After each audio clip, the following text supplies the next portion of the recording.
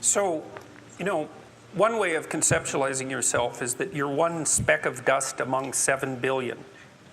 And when you conceptualize yourself that way, you might think, well, what difference does it make what I say or do? And that's actually quite convenient for you, because if it doesn't matter what you say or do, then you don't have any responsibility and you can do whatever you want. The price you pay for that is a bit of nihilism, but if you don't have to shoulder any responsibility, that's a small price to pay. That's the underground motivation for nihilism. But the other way of looking at it, and this is actually the accurate way of looking at it, is that you're in a network. You're a node in a network, and so you can do a little bit of arithmetic very rapidly and just figure out how powerful you are. You know 1,000 people. You're going to know more than that over the course of your life, but let's say 1,000 for the sake of argument for now. They know 1,000 people. That means that you're one person away from 1,000,000 people and 2 persons away from 1,000,000,000 people. And you're the center of that network. And now the way networks work is that information propagates in a network manner. So don't underestimate the power of your speech. Now, Western culture is phallogocentric. Let's say it. Okay, so we'll say, yeah, that's just fine. That's exactly what it is. It's predicated on the idea of the logos, that the logos is the sacred element of Western culture. And what does that mean? It means that your capacity for speech is divine. It's the thing that generates order from chaos and then sometimes turns pathological order into chaos when it has to. Don't underestimate the power of truth. There's nothing more powerful. Now, in order to speak what you might regard as the truth, you have to let go of the outcome. You have to think, all right, I'm going to say what I think, stupid as I am, biased as I am, ignorant as I am.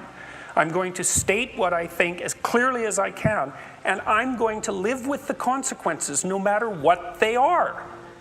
Now, the reason you think that's an element of faith. The idea is that nothing brings a better world into being than the stated truth.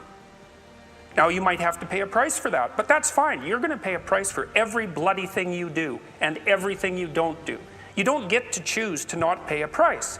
You get to choose which poison you're going to take. That's it.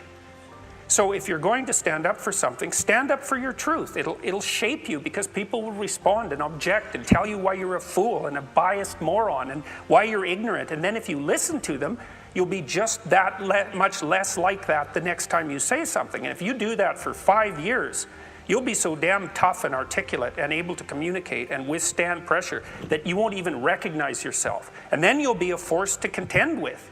And you don't get to wait until, because I get letters like Gad Saad gets all the time too, from faculty members in particular, and they say, well, when I get tenure, it's like, then they think, well, when I'm an associate professor, and then they think, well, when I'm a full professor. It's like, if you're a professor already, you're like the most protected person in the history of the planet, and you need, well, okay, but one of the things that indicates is that it's almost impossible to provide people with enough protection so that they feel safe to speak.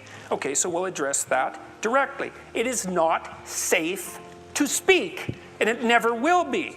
But the thing you got to keep in mind is that it's even less safe not to speak.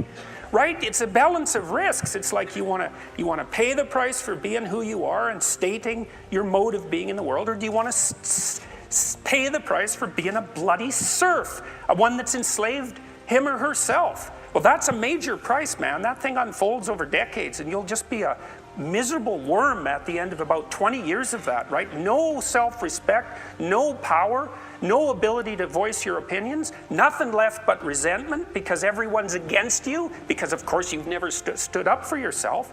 It's like, say what you think carefully, pay attention to your words. The price is, it's a price you want to pay if you are willing to believe that truth is the cornerstone of society. And in the most real sense, if you're willing to take that leap, then tell the truth and see what happens. And nothing better could possibly happen to you.